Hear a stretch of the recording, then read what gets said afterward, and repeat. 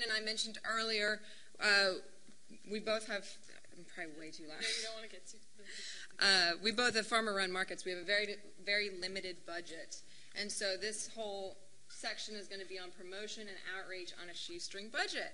So we feel pretty comfortable with that topic.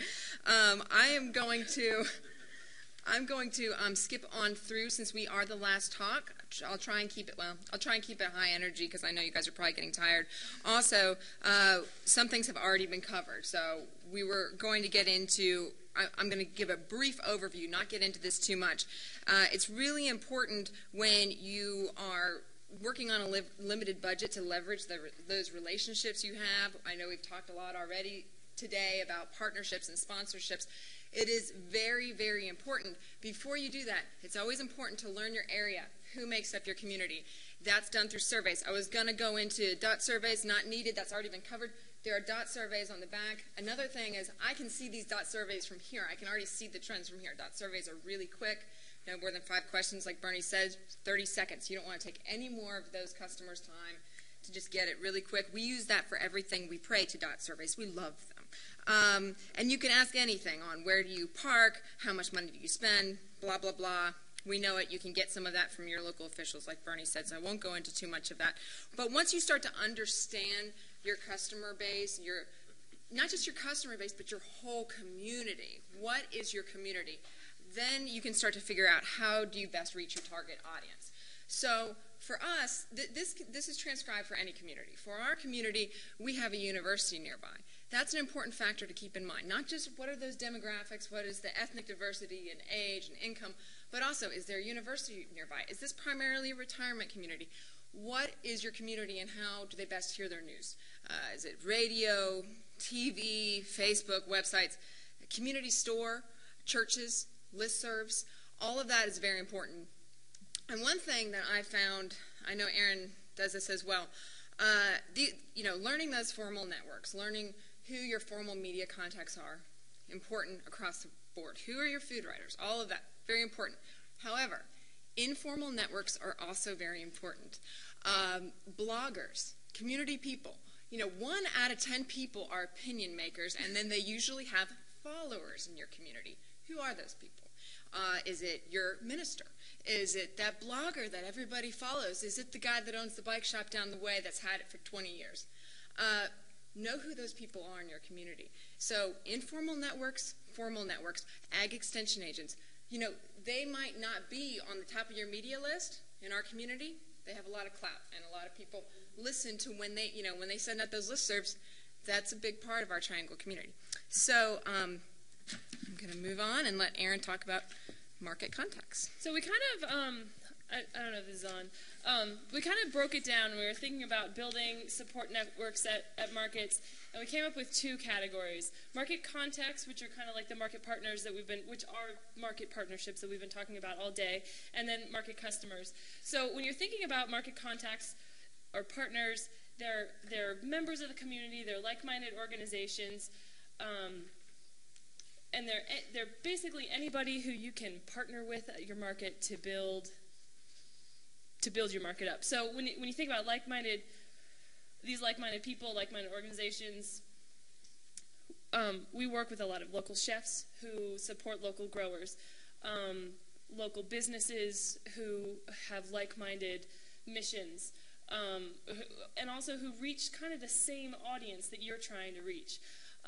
Nonprofit organizations or other agencies that reach out to groups of people that reach. So there's like Carolina Farm Stewardship Association reaches all kinds of people within the state who are interested in sustainable agriculture and eating locally. The health department in town reaches the low-income people and gives out the WIC checks and senior checks, and is able to reach out to that community and talk about eating healthy, eating fresh, that kind of thing.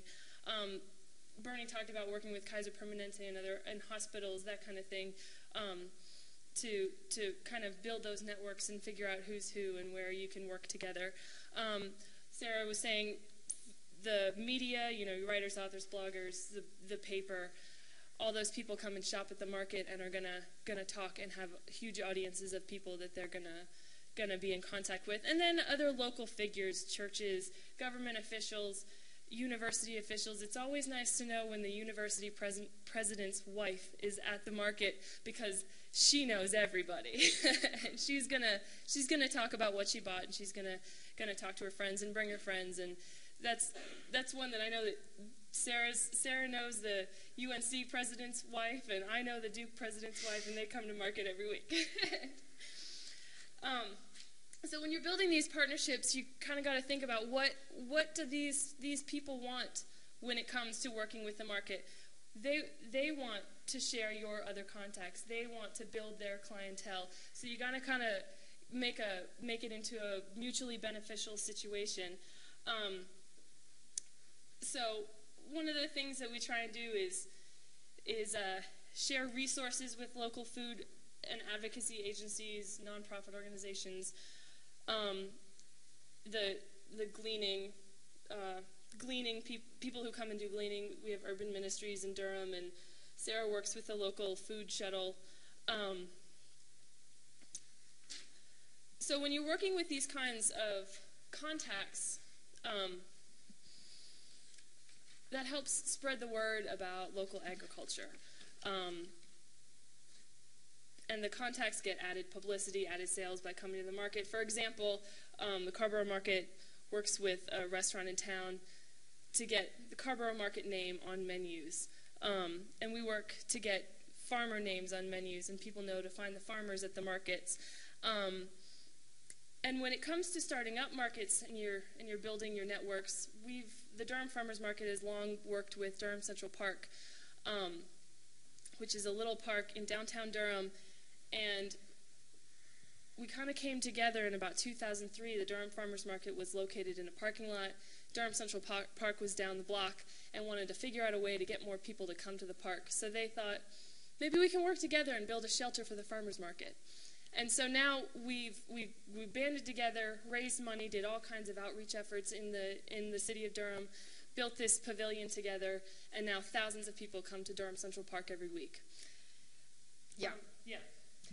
We do the same in Carborough. We work very closely with the town of Carborough. A great thing you guys might want to do, if you have any kind of volunteers, work with any students from UNC, think ahead, maybe in a slow month. With transition month for us is June, kind of post strawberry, pre-tomato. So maybe June, think of Christmas cards. Because if you can get a lot of Christmas cards to thank town of Carborough, all your businesses, Balloons and Tunes for providing for balloons for our events, all those contacts, make that list. Make them feel special. Homemade cards, something like that. Doesn't cost a lot of money. And it really does do a lot to formulate that relationship. Now I'm going to talk about market customers. So market customers, I'm not going to go into this in too much detail because they overlap so much with contacts. But, we're setting the stage here for how to reach these people. Market customers are the people who support your market financially. So they are going to be your contacts. But there's going to be some contacts that never visit the market, that just want to be associated with the market. Fair enough. But there's going to also be a lot of those business owners, and everybody Erin just listed, that's also going to be a customer. And in addition to that, look at your community demographics, refer back to your surveys, look at your volunteers, donors, your friends, if you have them. These are all going to be your market contacts. Now, you want to figure out, what do your market contacts want from your market? And I know, Mike, you had talked about this pretty brief. You had just talked about this, so I won't be too long on this. One thing I think that's very obvious but can be easily overlooked when you're talking about what do your customers want from your market? Experience. So when they are going to your market and they are choosing to wake up at 6:45 on their Saturday morning to go to your market, they want to have a full market experience. Think about that as you craft your events. Think about that as you schedule your music, as you make it user-friendly with your signage. Make this a market experience for them. Yes, they also want to have superior quality local food. They want to have wonderful relationships with farmers. They want to have these conversations with farmers, a close relationship with the environment. They want to feel like they have control over fuel miles, food policy, food choices, food safety. They want to feel like there's a connection to the community and they have a two-way dialogue with their food. So all of these things are very important. But overall, market experience, regardless of, because market experience is going to draw those people in that didn't go for those reasons. Market experience is if somebody just stops by because they hear really cool music that otherwise never has been to the market for the other reasons, that's success. Because then you can draw them in with the local food and all these other reasons. Get those people that otherwise wouldn't come. And that leads me into the second part. Who are not your market customers? We talked about this briefly earlier. This is equally as important as who are your market customers. Learn from your county demographics. Who is in your area? We know there are, I don't have a percentage off the top of my head, a lot of food stamps that are issued in the periphery of our market, all within a mile from a local bus stop that would take them to our market. And many of them are Latino, Korean, Burmese families. However, our market is primarily middle to upper class white. So we are trying to figure out, okay, what are those barriers that are keeping our customers, our future customers, from coming to our market? And it's a process. It could be financial. It could be language barriers, transportation, access. Hours and times might not work with their work schedules. They might not be aware of your market, or they might not have that relationship to food. They might not have a harnessed relationship to local food. Well, work with existing organizations that already target those groups. Work with nonprofits. Our market is, we are the second highest town in the state of North Carolina with the highest Latino population. We have a lot of groups. We work with El Centro Latino. We work with a group called Saludamos, which is women's health, and we offer them gift certificates. They have already, low-income families they have already targeted that accept food stamps. We work with Piedmont Health Services that distributes our WIC, our seniors that are all through farmers market nutrition programs. Reach out to these contacts, because these contacts create their whole nonprofits around accessing those, dealing with those customers you want to get to the market. So figuring out who is your customers and who is not. So once you've identified who all of these market supporters and potential market customers are, and you have a market that's got a little budget, how do you use all those people and figure out how to promote your market? So the first thing is to think free. Think about as many free things or low-cost things that you can do. So the main thing that we do is we plan events at market that will draw media attention, draw attention from the writers, draw attention by the bloggers, bring more people to the market who are going to go away and talk about it. So we partner with all the contacts that we've made. We do chef demonstrations, bring in the chefs who shop at the market, and it's kind of a win-win thing. I'm sure that lots of your markets do that. It's win-win for the market. It's win for the market, win for the chefs. They get to talk to their potential customers, and they get to show off their talent so that maybe people will go to their restaurant. But at the same time, they're getting people excited about what's in season at market, because they're using something that maybe you wouldn't normally go out and buy, like kohlrabi. Who knows how to cook kohlrabi? You get a chef down there and they'll show you quite an interesting way to do it. So we have, we have chefs who come and range from simple salads to they make ravioli on site at market from scratch. So every year we each do, both Carver and Durham both do big chef events. We do like a chef challenge where we have a secret ingredient and judges and that kind of thing, and that always draws lots of people there. And Carborough Market does a big chef event where they have 6 or more chefs come and cook and talk and shop around the market. Yeah, so basically, what we're framing here is a concept of just earned media. Give the papers, give those bloggers, give all those people something to write about, because we can't pay them. And they're not going to come and write about the market just for business as usual. No, it's not exciting. Market opens, these are our hours. They won't write, yes, maybe this big in a calendar listing. That doesn't do it for your market. So events are really what we put our energy into. All it takes for a cooking demo, trash can, maybe. Not even a big deal. You can bring a trash bag if you need to. Bunsen burner, you don't even need electricity, butane fuel. If you have that, tell your chefs, bring a pot, bring a cooking board, bring a knife. It can be very low-key on just about no budget. Okay, so we talked a whole bunch about free advertising and promoting your market through events, co-branding, earned media, and educational events.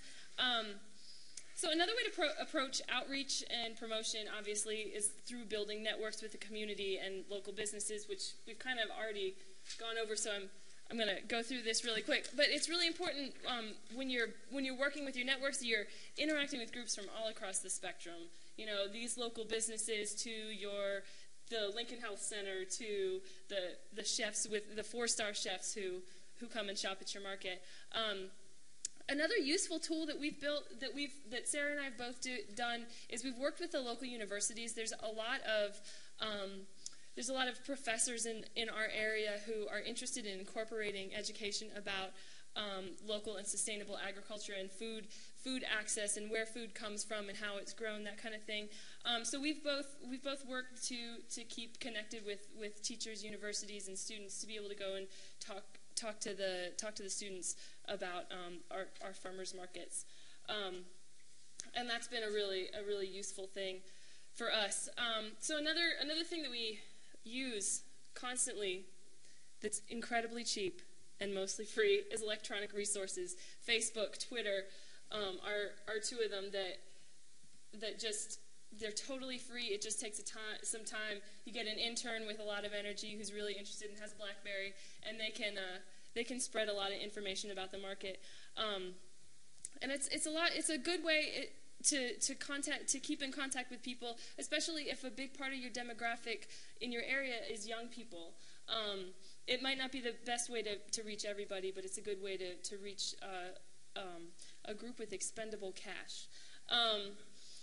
And every week we also send out a weekly newsletter, and Bernie talked about this a lot, and we were talking about this earlier. But it's a great way to remind people what's going on, and to talk about the interesting events and remind them of things that they might not think about. I always like to talk about the summer solstice and equinox, and kind of go back to that agriculture's been something that humans have been doing for thousands of years, and how it's changed and grown, but still we're affected by the day length, no matter if it's 2001 or thousands of years ago. So working off that, you can, I know Bernie mentioned this, Twitter, and if you want to tweet out information, it's very, very easy, and it helps create this buzz. Talk and chatter about your market is the best, hands down, the best way to grow your market. If you can say, asparagus, 8 a.m., get it. If, sells out 1 hour. Give those hot topics, create that urgency. Big stores do it all the time, I promise. They create listservs. J. Crew has a sale for specialty items only. They do this all the time. It just creates that feeling of urgency. Do that with your farmer's market too. Moving on, I'm just going to briefly talk about using your print and media resources for free. You can, aside from events. But make sure to create a media list, an ongoing media list of local papers. Find out not just who the editors are and who the calendar listings are, but find out who are those food writers. When do they need information by? I mean, really start to think the way a marketing specialist would think if you don't have that training background. When do they want the follow-up information? How do you pitch articles for a press release versus how do you pitch articles in your newsletter? And they are different. Start to think that way. You're going to make it a lot more convenient for a paper to write about you. Think about what those garden magazines and other magazines might want from you, which they would be willing to post for free. We provide every week, the Cover Farmers Market, every Friday I send out to the editor a free recipe, all original, not from a book, from our customers, from myself, from other people, as well as a What's at Market. He prints it for free. It's wonderful. We also have a volunteer write a weekly column about the foods at our market. It's a very easy thing to do. She does it once a month. We just had one out in the Herald-Sun at home, and her topic was foods that heal, and she basically is talking about during the height of the cold season, how those kales, that kohlrabi, collards are really high in antioxidants that really help you be strong during the cold season. And then, of course, she says she's a volunteer, 12-year-old volunteer at the Carver Farmers Market. It's located here. This is where you can get the food. It doesn't take any of my time. It's in the paper. I know it's going to be. And she loves doing it because she gets published every month. think about those contacts with free media resources. We're going to transition into cost-effective advertising. So we just told you free advertising. We do have to spend some money sometimes. Yeah. So cost-effective advertising is also very important. Erin's going to talk about that for a minute, but I do want to say that our market started, I guess, 12 plus years ago by doing print advertisement, and we don't do that anymore. They used to pay way too much money in our community. Now, this might work for your community, but for a quarter page, an eighth of a page ad, it robs us. Our total advertising budget for the entire year for the Carborough Farmers Market is $1,400. That's it. That would be one ad, one quarter page ad in a paper. So we don't do it that way. So what we actually found out was through these DOT surveys, we asked customers, how did you hear about our market? Was it through this? Was it, we found out everybody heard about it through word of mouth. Nobody heard about it through all this money we were spending in this print paper. So we scratched that, and we don't do that anymore. Actually, we do it all in merchandise, and I'm going to let Okay, Erin so when you about do have to spend the money, when you do have you want to use some of your $1,400, how do you create the most buzz for your money? And one of the main forms of advertising that we use is we have farmers market T-shirts, farmers market bumper stickers, farmers market magnets, and farmers market posters that we either sell or give away, and that gets people talking. They see you with a Durham Farmers Market T-shirt. Hey, did you go shopping there this week? What's going on there? I've never heard of that. Where is it? And you get a conversation started, and you give people magnets with the times and information like Peter had, and there it is on their refrigerator. When they go and look in their refrigerator and see that it's empty, and close it up, see the farmers market magnet, then they think, oh, I can go on Saturday and I can refill my fridge. Same goes for bumper stickers. We did a run of bumper stickers a couple years ago, and I thought we were going to have those bumper stickers forever, and they were gone in absolutely no time, and now we have people wanting more. So we're gonna keep doing that. That gets little print advertisements driving around town and driving around the state all over the place and gets people thinking about it. And something we do, we also do bumper stickers as well. We do yearly different T-shirt designs. I just got mine sent yesterday for this year from our local T-shirt artist, which switches every year. And those are great. It just keeps them fresh. And we make money off of our advertising now, and it is very effective. So it's wonderful. Really, we make money from our farmer sales and from our advertising. So we love that. Yeah. The Durham Farmers Market this year, I think we made $10,000 off of selling T-shirts. And bags and aprons are another thing, that get people. We made $12,000. Yeah. And think about that. You're making money off of your advertisement, and it's very effective. And so another way to use your advertising money is to make sure that you have good high visibility signage.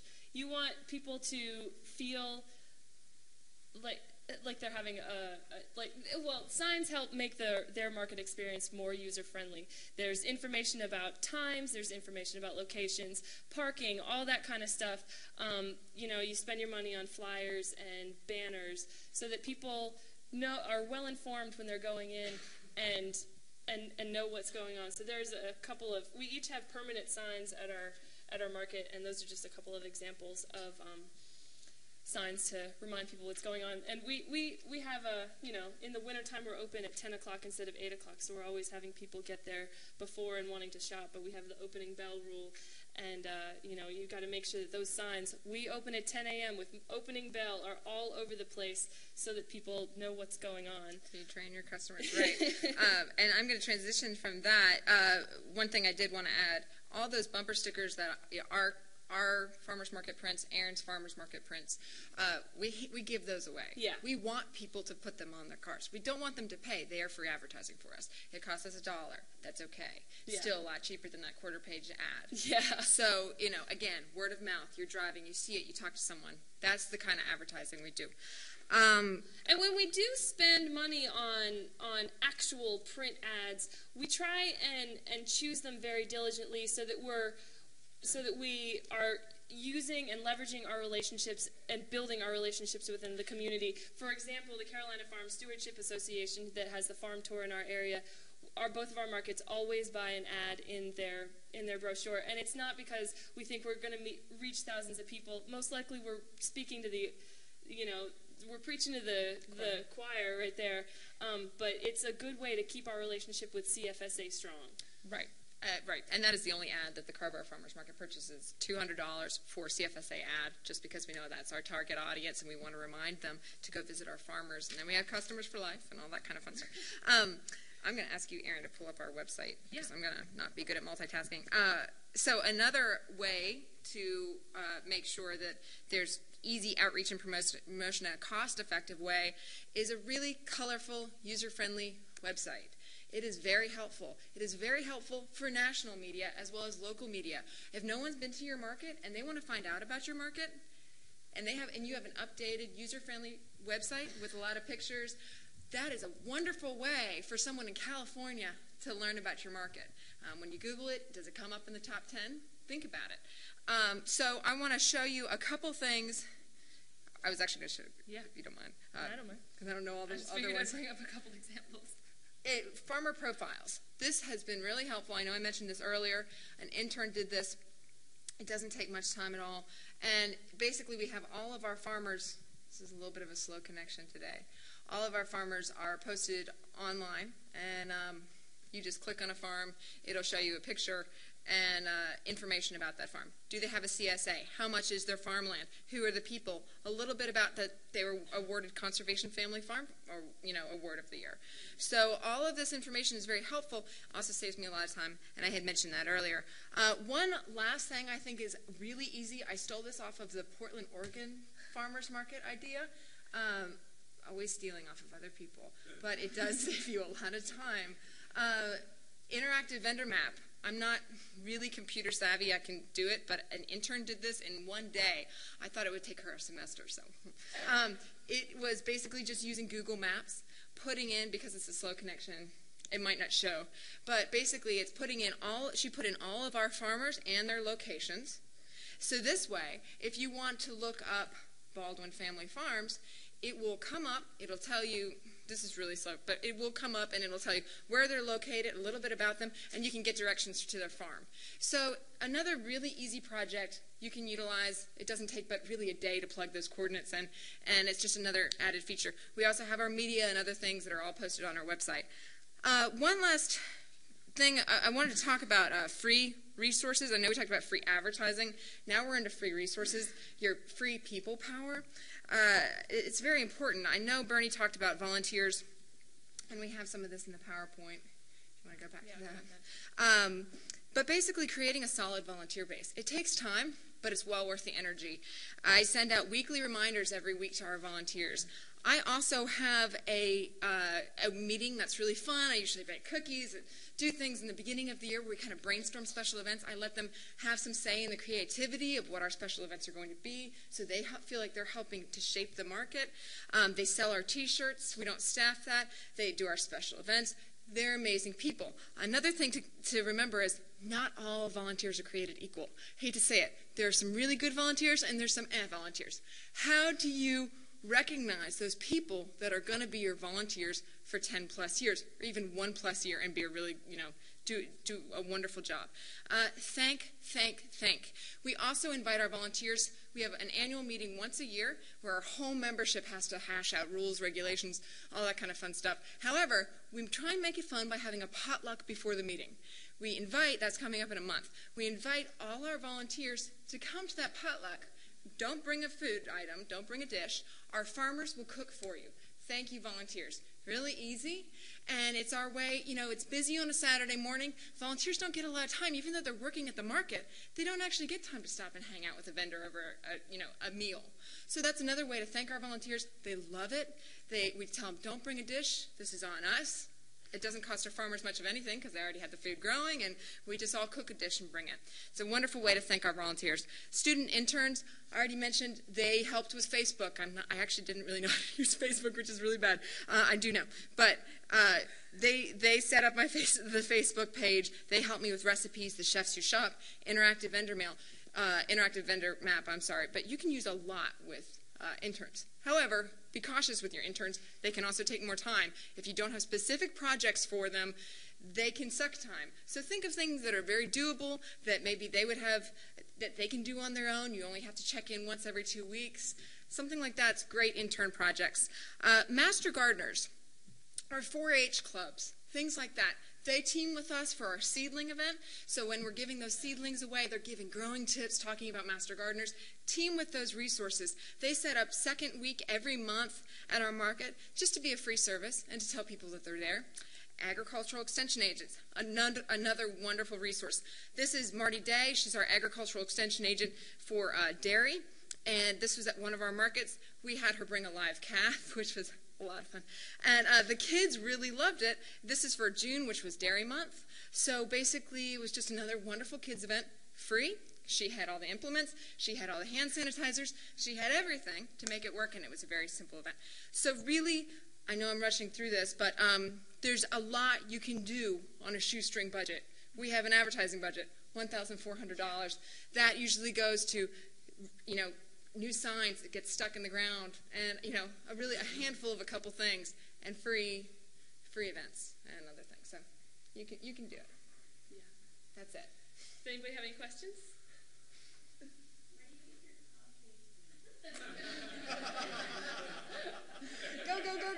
Go!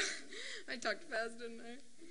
Just a comment. We do in our small rural market, we do a home cook-off where we invite people in the community to come half an hour before market and buy the stuff that they're going to cook with, and then come back to market before the end of the market with what they've cooked, the dish, and their recipe so that they can share it. And we put those together in a cookbook so that we have it totally free. People love it. Everybody gets a prize. It's judged as, the best gnocchi or the best whatever and stuff.